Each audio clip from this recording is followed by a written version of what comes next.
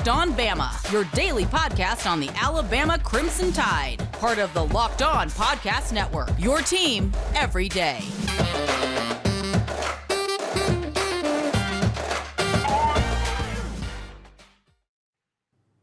Hey, everybody, and welcome back into Locked On Bama. Luke Robinson, that's me. Jimmy Stein, that's him. Jimmy, how are you today? Good. Just having one of the busiest, most impossible Monday mornings of all time, I guess, like everyone else. It's a Monday. It is, man, it's tough. But welcome into the podcast, the only podcast that slaps harder than Juwan Howard in a post-game handshake line. Jimmy, listen, I mean, we can sort of start right there. I did a individual video, sort of a solo video after the Alabama-Kentucky game the other day and talked about it a little bit. Look, Alabama screwed that up. I mean, this is not a breeze, cost us the game, anything like that. We played piss poor defense down the stretch.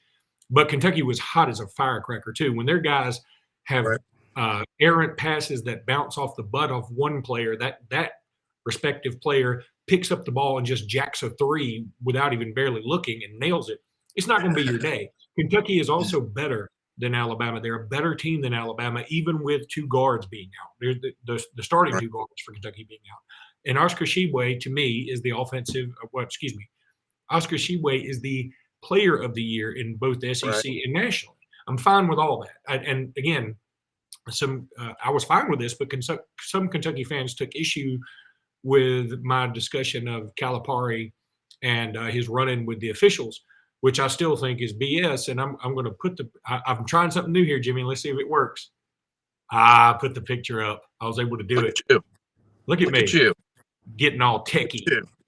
But now, even properly crediting CBS and SEC with the photo in the upper right corner, which I believe is important. I did not mean to do that, but I'm glad it did. I don't want to give anybody any credit. I want to take all the credit for this because I was able to do it, and I think that's important. But now, I'm impressed. Kentucky fans will be quick to tell you that John Adams, the referee, was the one who walked up to Calipari and reviewing the video. They are correct. But look at this. Calipari is leaning into him, and their heads are touching. If they're not touching, they're so close to touching, it's almost sensual. It is a love story. It's a love story. It is a love story, and love is love. But this cannot happen where something like that goes down and there's no technical given. Especially when, look, I was totally fine with Darius Miles getting a tech for his, I wouldn't have called it a flagrant, but I mean, he sort of gave a mild love tap in the face of another guy who was jawing with him. You can't do that. Can't do that, Darius Miles. It was, it affected the game. It was something very stupid. He should have been teched for it or whatever he got. I'm totally fine with that. I didn't really understand why we got the ball back. I mean, again, sometimes with technicals, the rules just seem ambiguous at times. But anyway, I mean, I understand they shot 2 free throws. I would have given them 2 free throws and a ball, to be quite honest with you. However, there's no other coach in this league, dare I say in this country, that is able to do what John Calipari did and get away with it.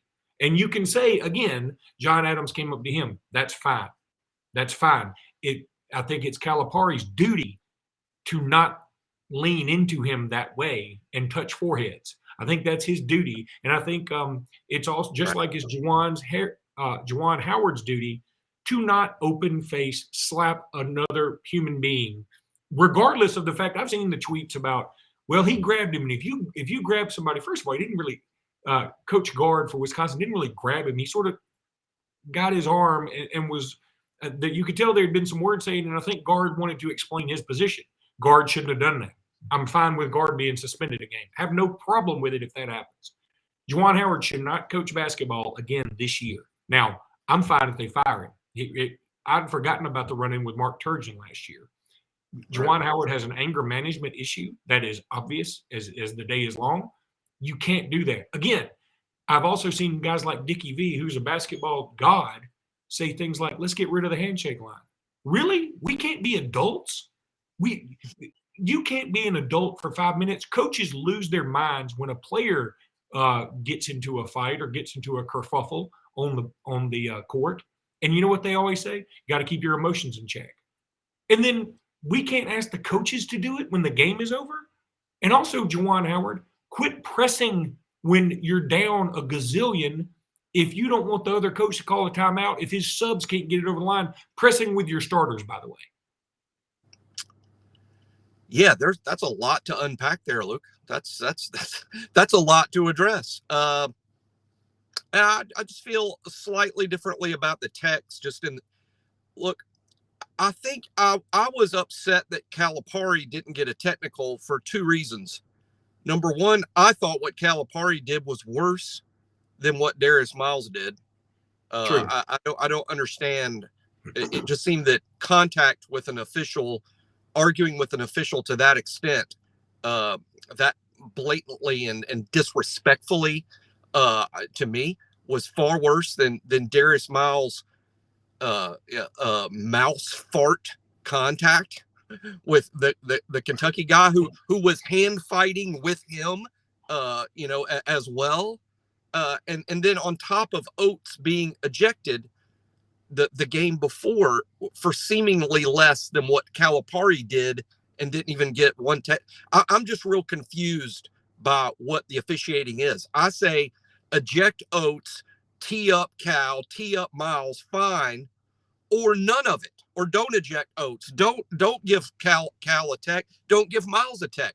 But don't just pick and choose. It just seems so random and stupid. Is my problem with it, is the lack of consistency in the officiating, which has obviously been a big deal all over the country. They addressed it on game day Saturday morning, and then we saw it, on full display there, which is a complete inconsistency in how they're calling these things. As far as Juwan goes, I mean, to me, it's more simple than complicated. I think it is up to the Big Ten to suspend Juwan Howard for a significant time period. I don't even like one game myself for that. I mean, I think he should be suspended by the Big Ten Conference for maybe 3 games to send a message, that you can't do that and then coach in this and think that we're not going to give a significant punishment. And then I think Michigan should consider firing him. That's up to Michigan. I'm not going to criticize Michigan for not firing him, nor am I going to criticize Michigan for firing him. I think that's just a Michigan decision, and whatever they do, that's fine. But I'm more interested in the Big Ten, which does not employ Juwan Howard. They tolerate his behavior, or they don't.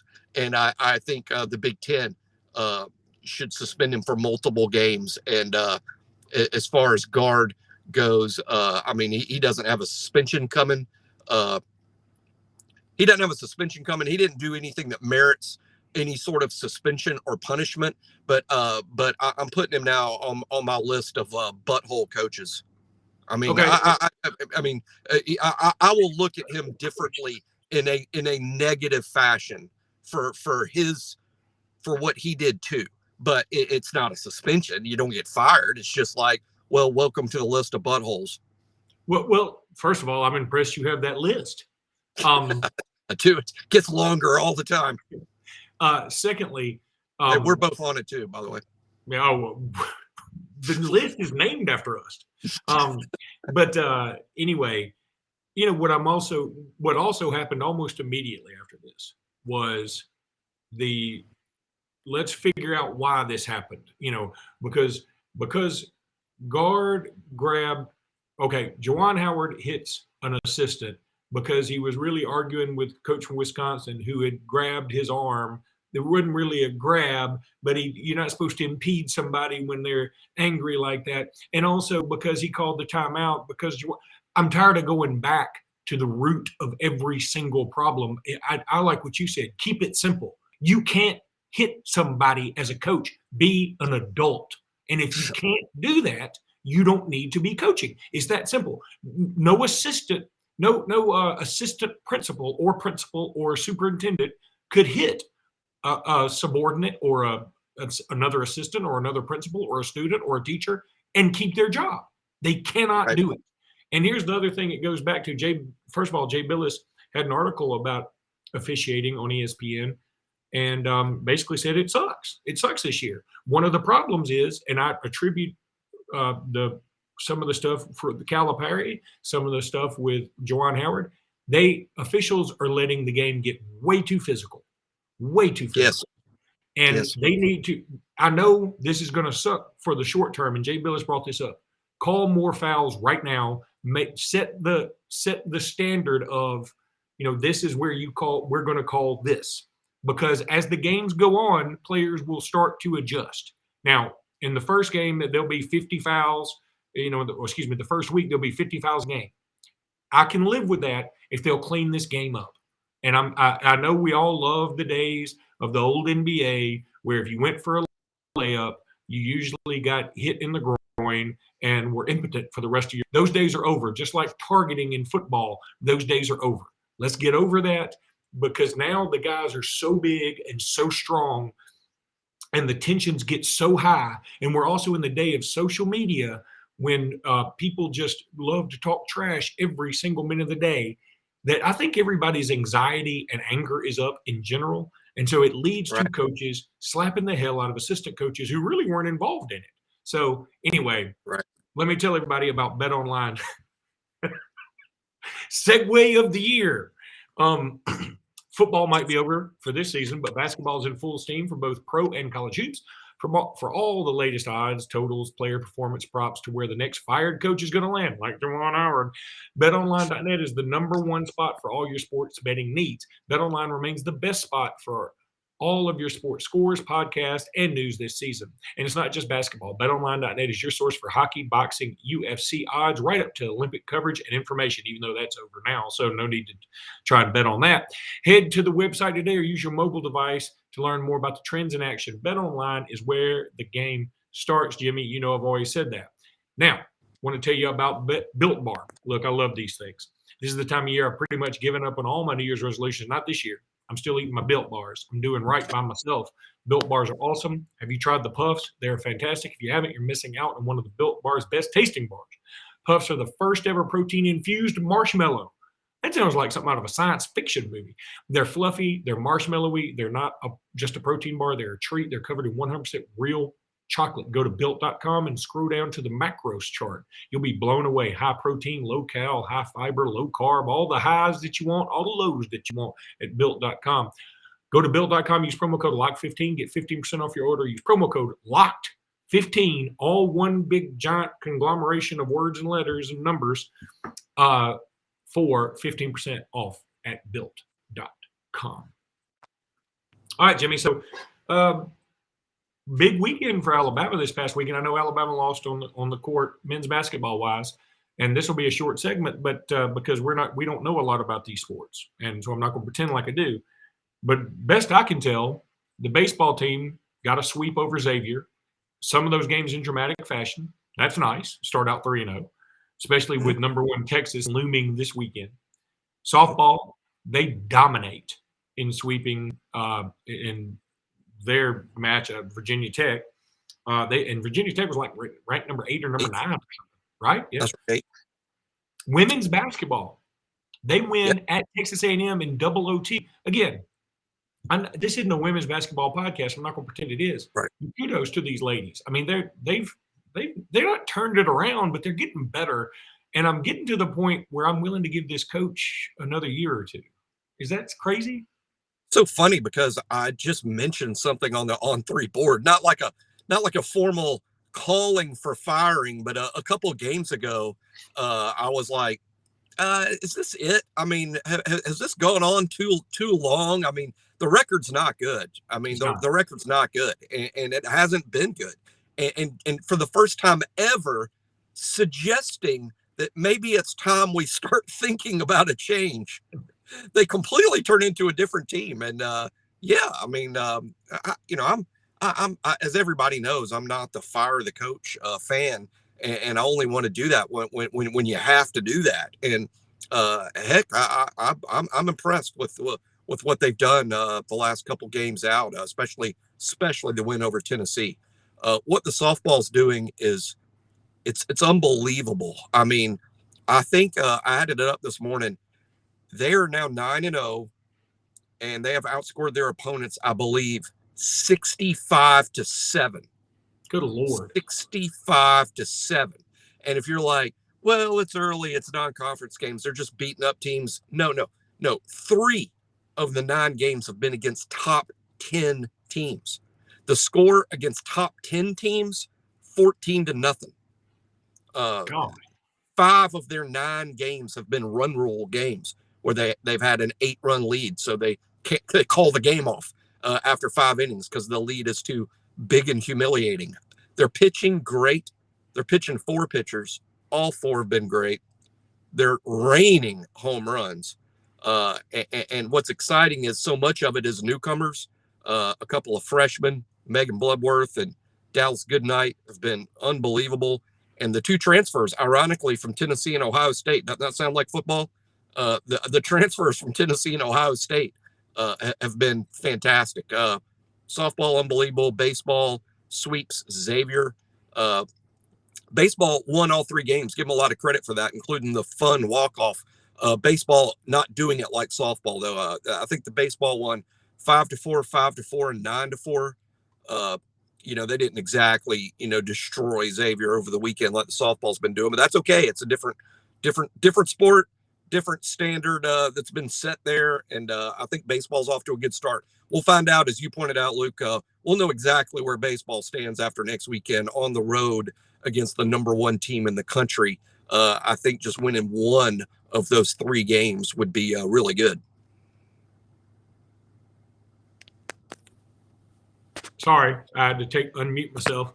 Yep. Were you giving me a hand signal? I like that. I was, yeah, but I couldn't find my own camera, so the camera's on here somewhere. I was going to say that I would definitely take 1 win this weekend, and that's going to lead us into our next segment about basketball. You have an interesting poll up on the on three, I screwed that up. I'm trying to give you props and screwed it up. But on3.com, you have an interesting question. We're going to talk about that in the next segment right after this break.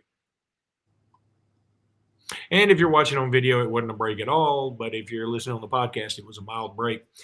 All right, Jimmy, you had a great question. I've always believed this too.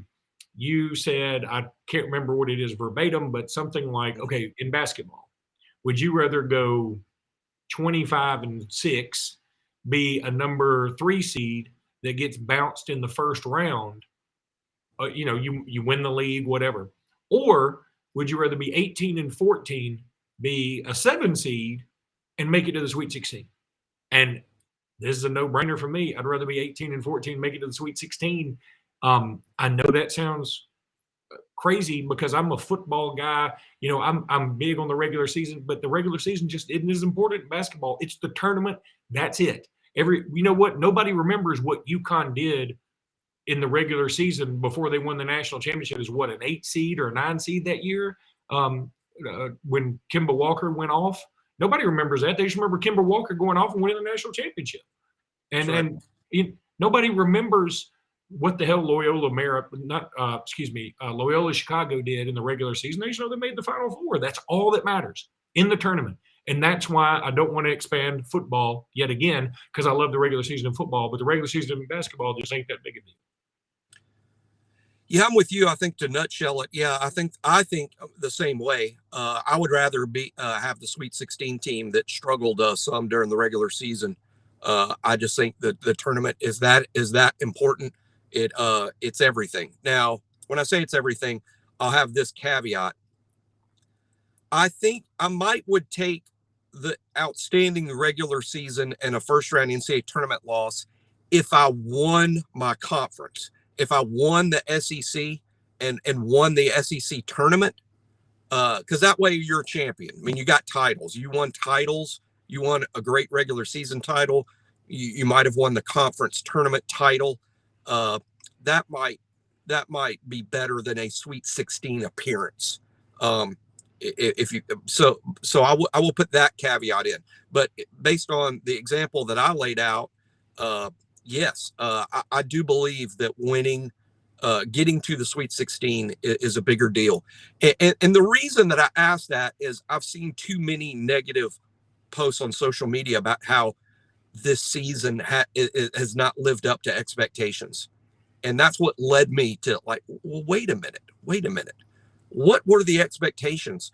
This season has only been disappointing if your expectation it was to win the SEC. Alabama's not going to do that. Alabama's not going to repeat as SEC champions. But I didn't predict Alabama to win the SEC. I don't think you did. I don't recall seeing any credible media source that picked Alabama to win the SEC. Kentucky was sort of the consensus pick to win the league.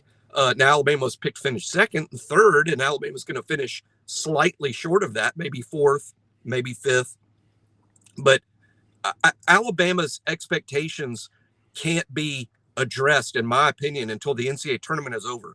If this team loses in the first round of the NCAA tournament, then I will agree this season's been a disappointment. Too many losses, nothing to speak of that happened positively in the postseason. But we don't know yet we don't know yet what's going to happen. In fact, I think we've seen enough from this team to where I personally will believe that we're going to make some noise in the NCAA tournament. I don't believe that we're going to be one and done in the NCAA tournament. I think it's possible, of course, but I'm expecting to go to the NCAA tournament and win at least one game and very possibly two and get to the Sweet 16. And should we at that point, then the season is a raging success. I don't care what the record was during the regular season. We played one of the toughest schedules of all time and got to the Sweet 16. It would make it one of the great seasons in Alabama history. So that's what kind of set me off on it and got me talking about it, is what were these expectations that people had. I also posted on On3 the other day about how, look, my expectations a year ago, right when we lost to UCLA, I said Alabama's going to win the national championship next year. I said that. I believed it at the time that I wrote it. But what happened since I wrote that? We lost Primo. I didn't think we were losing Josh. Right when we lost to UCLA, I did not think Josh Primo was going to be a first-round pick. And Burnett. Draft. My expectations changed when the roster changed. And then beyond that, you lose Damari Burnett. And boy, have we missed Primo and Burnett? Add those two guys to what we would have right now, and who knows where we would be, because they're exactly what we've been missing, frankly. You know, a long defender, two great shooters. Yeah, I mean, so my expectations changed when the roster changed. If y'all's expectations didn't change when the roster changed, I don't know what to tell you. Go predict that that Virginia is going to win the national football championship, because you don't care about who's on the rosters, who's the actual players on the team that are gonna try to achieve something. To me, the roster is the expectations. And once Alabama lost Primo and Burnett, I thought, wow, this could still be a really good team that accomplishes some really good things, but they're not going to win the national championship. They're probably not even going to win the SEC. And that's exactly what's happened. And they can still achieve great things per Alabama historical standards. One more thought about this before we get out of here, but you mentioned 2002 and winning the SEC, and I'll say this, though, that 2002 winning the SEC has a bit of a stank on it, because we lost in the second round to Kent State, and not even like at a buzzer beater. We lost 71-58. We got the hell beat out of us. I know Kent State went on to the Elite Eight. Don't care about that. That 2002 team has a bit of an asterisk beside it. I mean, winning the league was great, but if you remember, we lost the SEC championship game in Atlanta to Mississippi State by 3. We lost, I think, the regular season finale at Ole Miss by like 30. And then we get beat by Kent State. And all of a sudden, it does put a bit of a damper on the season. It feels like you do all this work and you kick all this butt, and then you get in the big dance and you sort of flub it. But regardless, Jim, go ahead. No, I was going to say this week I'm going to rank the top 10 seasons in Alabama basketball history. It's certainly going to create some discussion. People will disagree with me. Of course they will. No one's going to say, oh, here's our top 10 seasons, and everyone that reads it goes, boy, he nailed that. He got that right 1 through 10. No, everybody's going to have a different opinion, but I am going to rank, okay, what have been the 10 best seasons we've ever had? And I'm going to say, I say all the time whenever I do rankings like this, I'm going to have as little subjective opinion as possible. In other words, there's not going to be a lot of Jimmy opinion in it outside of this. I'm going to come up with a point total for winning the SEC, a point total for winning the SEC tournament, a point total for winning a first round game, a second round game, a Sweet 16 game. And I'm going to come up with like I want an objective test based on wins, tournament wins, championships, and how you did in the NCAA tournament. And it's going to be heavily weighted with how you did in the NCAA tournament. And I'm going to come up with what are the 10 best seasons in that fashion. It's not just going to be Jimmy's subjective opinion that, well, that 91 team that lost to Loyola was better than the 02 team that won the SEC. No, I'm gonna look at wins, championships, how you did in the NCAA tournament. That's going to determine the list for me. All right, buddy. That's going to do it for us today. We'll be back with you guys tomorrow, getting you ready for Bama Vanderbilt, a game Alabama really needs in Nashville on Tuesday night. But until then, roll Tide, everybody. Roll Tide. I always got to wait for you to do it, and you always forget. It's Alabama. That time I was already thinking about our next show. Hey, I think we could do a show after Vanderbilt.